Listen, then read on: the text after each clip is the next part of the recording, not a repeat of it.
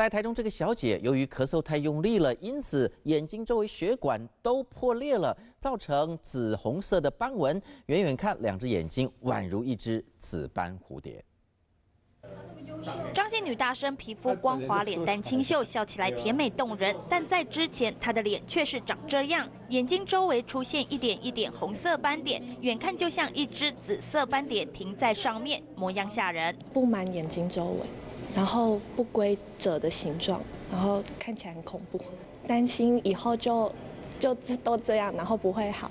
不止眼睛出现紫色斑点，就连耳朵也有。女大生吓坏了，一度以为自己罹患血液肿瘤，经医生诊断后才发现这叫做毫窟型紫斑症，属于皮肤疾病。我们就要考虑到是跟那个他的体质啊，或者是他有没有激烈的运动，哦，或者是就突然间的改变的时候会造成。